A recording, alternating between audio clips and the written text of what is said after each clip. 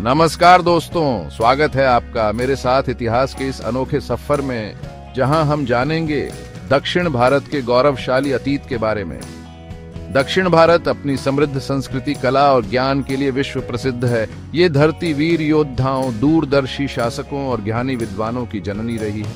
आज हम इसी धरती के गौरव, दक्षिण भारत के प्रमुख राजवंशों की कहानी को जानेंगे। ये राजवंश जिन्होंने न केवल दक्षिण भारत बल्कि पूरे भारतीय उपमहाद्वीप के इतिहास को अपनी वीरता, कला और संस्कृति से समृद्ध किया।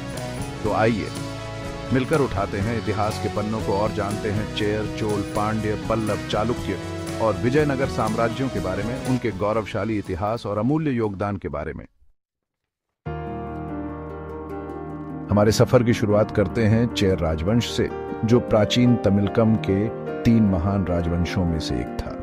चेरों का शासन मुख्यतः पश्चिमी तमिलनाडु और केरल के कुछ हिस्सों में फैला हुआ था। समुद्र के किनारे बसे इस राजवंश का इतिहास रोमांच और शौर्य से भरा हुआ है। चेर राजाओं को उनके समुद्री सामर्थ्य के लिए जाना जाता था। उनका विशाल नौसैनिक बेड़ा व्यापार और सामरिक दोनों ही दृष्टिकोण से महत्वपूर्ण था।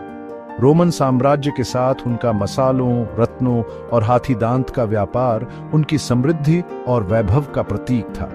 चेर राजवंश के शासनकाल को संगम साहित्य का स्वर्णिम युग माना जाता है। तमिल भाषा और साहित्य को चेर राजाओं का संरक्षण प्राप्त था।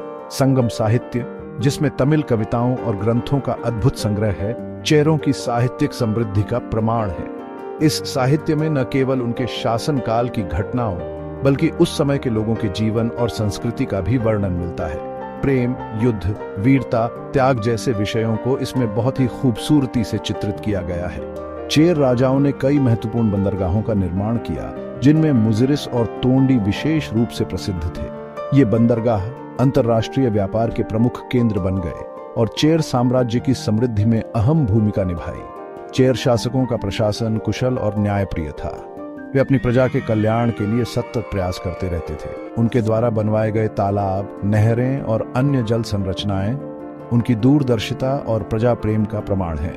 चेर राजवंश का इतिहास हमें यह बताता है कि समुद्री सामर्थ्य, व्यापारिक कुशलता और साहित्यिक समृद्धि किसी भी साम्राज्य को महान बनाने में अहम भूमिका निभाते हैं। चेरों की यह विरासत आज भी हमें प्रेरणा देती है।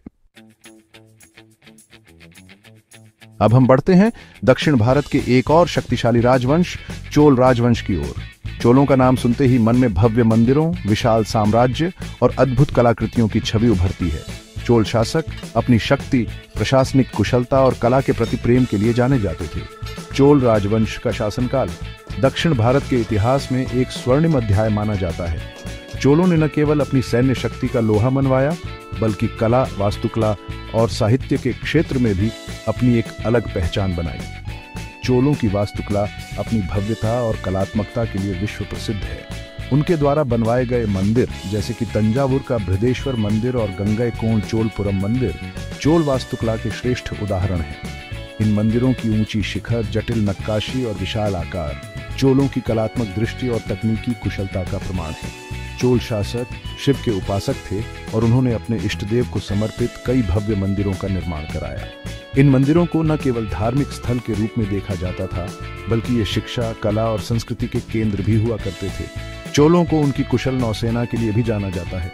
उनकी नौसेना इतनी शक्तिशाली थी कि उन्होंने दक्षिण पूर्व एशिया के कई देशों को जीत लिया और अपना साम्राज्य स्थापित किया।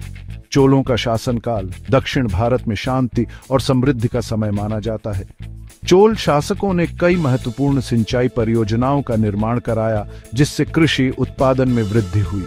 उन्होंने व्यापार और वाणिज्य को भी बढ़ावा दिया, जिससे उनका साम्राज्य समृद्ध हुआ। चोल राजवंश का इतिहास हमें यह बताता है कि शक्ति और समृद्धि के साथ साथ कला, संस्कृति और धर्म का भी समान महत्व होता है। चोलों की यह विरासत आज भी हमें गौरवान्वित करती है। आगे बढ़ते हुए हमारी अगली मंजिल है पांड्य राजवंश, प्राचीन तमिलकम का एक ऐसा राजवंश जो अपनी समृद्धि, कला और साहित्यिक योगदान के लिए जाना जाता है। पांड्य शासकों ने दक्षिण भारत के इतिहास को अपने वैभव और गौरव से भर दिया। पांड्य राजवंश का शासन मुख्यतः दक्षिण तमिलनाडु और दक्षिण केरल के कुछ हिस्सों में फैला हुआ था। उनकी राजधानी मदुरै तमिल संस्कृति का एक महत्वपूर्ण केंद्र थी।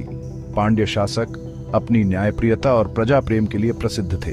पांड्य राजवंश का नाम सुनते ही मन में मोतियों की छवि उभरती है। जी हाँ, पांड्य शासक मोतियों के व्यापार के लिए प्रसिद्ध थे। उनके राज्य में मोतियों की खदानें थीं और उनके व्यापारी दूर दूर तक मोतियों का व्यापार करते थे।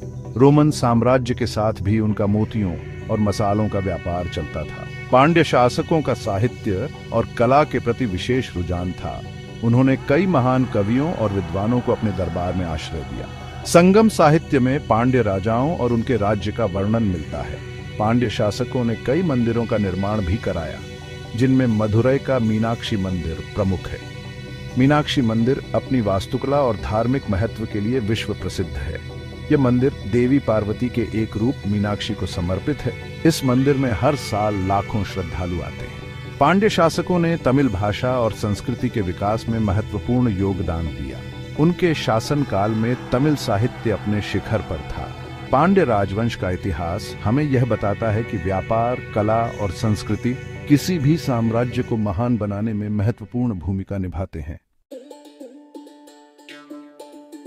चैप्टर 4, पल्लव राजवंश रॉक कट स्थापत्य के अग्रदूत। अब हम दक्षिण भारत के एक और महत्वपूर्ण राजवंश पल्लव राजवंश के बारे में जानेंगे। पल्लव अपनी अनूठी स्थापत्य कला, मंदिरों और मूर्तियों के लिए विख्यात थे। उन्होंने रॉक कट मंदिरों के निर्माण में महारत हासिल की और द्रविड़ स्थापत्य कला को नई ऊंचाइयों तक पहुंचाया। पल्लव राजवंश का शासनकाल 3वीं से 9वीं शताब्दी तक रहा। उन्होंने दक्षिण भारत के एक बड़े भाग पर राज किया, जिसमें आज का तमिलनाडु, आंध्र प्रदेश और कर्नाटक के कुछ हिस्से शामिल हैं। उनकी राजधानी कांचीपुरम एक महत्वपूर्ण धार्मिक और सांस्कृतिक केंद्र बन गई। पल्लव शासक कला और संस्कृति के प्रबल समर्थक थे। उन्होंने कई भव्य मंदिरों और स्मारकों का निर्माण कराया, जो उनकी कलात्मक दृष्टि और तकनीकी कुशलता का प्रमाण है। पल्लव शैली में बने मंदिरों की अपनी एक अलग ही पहचान है। पल्लव स्थापत्य कला की सबसे बड़ी विशेषता है उनके रॉक कट मंदिर, जिन्हें चट्टानों को काटकर बनाया गया है। महाबलीपुरम के रथ मंदिर और कांचीपुरम का कैलाशनाथ मंदिर रॉक कट स्थापत्य कला के श्रेष्ठ उदाहरण हैं। इन मंदिरों की जटिल नक्काशी और विशाल आकार देखने वालों को अचंभित कर देते हैं। पल्लव शासकों ने तमिल और संस्कृत दोनों ही भाषाओं में साहित्य को बढ़ावा दिया। उनके दरबार में कई महान कवि और विद्वान रहते थे। पल्लव काल में धार्मिक ग्रंथों के अलावा व्याकरण, ज्योतिष और चिकित्सा जैसे विषयों पर भी ग्रंथ लिखे गए। पल्लव शासन काल में शिक्षा को भी काफी प्रोत्साहन मिला। कांचीपुरम एक प्रमुख शिक्षा केंद्र बन गया था, जहां देश विदेश से विद्यार्थी पढ़ने आते थे। पल्लव राजवंश का इतिहास हमें यह बताता है कि कला, संस्कृति और शिक्षा किसी भी समाज के विकास में महत्वपूर्ण भूमिका निभाते हैं। चैप्टर 5, चालुक्य राजवंश, शक्ति, स्थापत्य और साम्राज्य विस्तार का संगम। आइए अब हम दक्षिण भारत के एक और प्रतापी राजवंश चालुक्य राजवंश के शासनकाल में प्रवेश करते हैं। चालुक्य अपनी शक्ति, स्थापत्य कला और साम्राज्य विस्तार के लिए प्रसिद्ध थे। उनका शासनकाल दक्षिण भारतीय इतिहास में एक महत्वपूर्ण मोड़ साबित हुआ। चालुक्य राजवंश का शासन 6वीं से 12वीं शताब्दी तक रहा।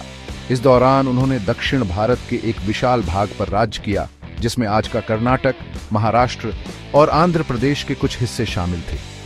चालुक्य वंश की कई शाखाएं थीं, जिनमें बादामी के चालुक्य, कल्याणी के चालुक्य और वेणगी के चालुक्य प्रमुख थे।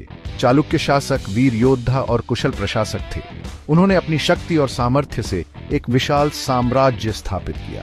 वे कला और संस्कृति के भी प्रबल समर्थक थे और उन्होंने कई भव्य मंदिरों और स्मारकों का निर्माण कराया। चालुक्य स्थापत्य कला अपनी विशिष्ट शैली के लिए जानी जाती है। उनके द्वारा बनवाए गए मंदिर नागर और द्रविड़ शैली का सुंदर संगम प्रस्तुत करते हैं। पट्टदकल और ऐहोल में स्थित चालुक्य मंदिर उनकी स्थापत्य कला के श्रेष्ठ उदाहरण हैं और यूनेस्को विश्व धरोहर स्थलों में शामिल है। पट्टदकल में स्थित विरूपाक्ष मंदिर चालुक्य स्थापत्य कला का एक अद्वितीय नमूना है। इस मंदिर की नक्काशी और वास्तुकला अद्भुत है। यहाँ पर शिव के साथ साथ विष्णु और अन्य देवी देवताओं की मूर्तियां भी स्थापित हैं। चालुक्य शासकों ने अपने शासनकाल में कई महत्वपूर्ण सिंचाई परियोजनाओं का निर्माण कराया, जिससे कृषि को बढ़ावा मिला। उन्होंने व्यापार और वाणिज्य को भी प्रोत्साहित किया, जिससे उनका साम्राज्य समृद्ध बना। चालुक्य राजवंश का इतिहास हमें यह बताता है कि एक शक्तिशाली और समृद्ध साम्राज्य स्थापित करने के लिए सैन्य शक्ति के साथ साथ कुशल प्रशासन, कला और संस्कृति का भी समान महत्व होता है।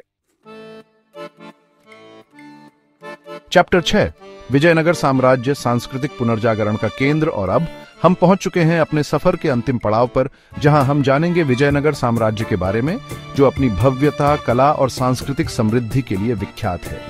विजयनगर साम्राज्य दक्षिण भारत के इतिहास का एक गौरवशाली अध्याय है। विजयनगर साम्राज्य की स्थापना 14वीं शताब्दी में हरिहर और बुक्का नामक दो भाइयों ने की थी। यह साम्राज्य लगभग 2 शताब्दियों तक दक्षिण भारत में एक प्रमुख शक्ति बना रहा।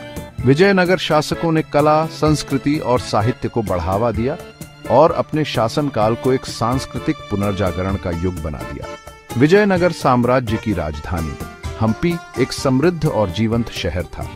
यहाँ पर भव्य मंदिर, महल, बाजार और जल संरचनाएं थीं।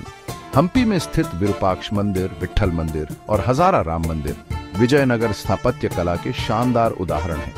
विजयनगर शासक धार्मिक रूप से सहनशील थे और उन्होंने सभी धर्मों को समान रूप से संरक्षण दिया। उनके दरबार में विभिन्न धर्मों के विद्वान और कलाकार रहते थे।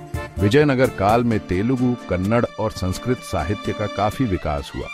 विजयनगर साम्राज्य का पतन 16वीं शताब्दी में दक्कन के मुस्लिम शासकों के साथ युद्ध में उनकी हार के बाद हुआ। हालांकि विजयनगर साम्राज्य का अंत हो गया, लेकिन उनकी छोड़ी गई कला, संस्कृति और स्थापत्य की विरासत आज भी हमें विस्मित करती है। हम्पी के खंडहर विजयनगर साम्राज्य की भव्यता और समृद्धि की गाथा बयां करते हैं। यह स्थान आज यूनेस्को विश्व धरोहर स्थल है और दुनिया भर से पर्यटकों को अपनी ओर आकर्षित करता है। विजयनगर साम्राज्य का इतिहास हमें यह बताता है कि एक शक्तिशाली और समृद्ध साम्राज्य स्थापित करने के लिए सैन्य शक्ति के साथ साथ धार्मिक सहनशीलता, कला, संस्कृति और शिक्षा का भी समान महत्व होता है। औत्रो दक्षिण भारत के राजवंश एक अमिट विरासत दोस्तों। यह थी दक्षिण भारत के कुछ प्रमुख राजवंशों की गाथा, जिन्होंने अपनी वीरता, कला और संस्कृति से न केवल दक्षिण भारत बल्कि पूरे भारतीय इतिहास को समृद्ध किया। चेर, चोल, पांड्य, पल्लव, चालुक्य और विजयनगर साम्राज्य, ये सभी राजवंश अपने पीछे एक ऐसी विरासत छोड़ गए हैं जो आज भी हमें गौरवान्वित करती है। इन राजवंशों ने हमें भव्य मंदिर, अद्भुत मूर्तियां, समृद्ध साहित्य और एक सशक्त संस्कृति दी है। उनकी यह विरासत आज भी दक्षिण भारत की जीवन शैली, रीति रिवाजों और परंपराओं में दिखाई देती है। आशा है कि आपको यह सफर पसंद आया होगा। मुझे विश्वास है कि यह जानकारी आपके लिए उपयोगी साबित होगी और आप दक्षिण भारत के गौरवशाली अतीत को और अच्छे से समझ पाएंगे।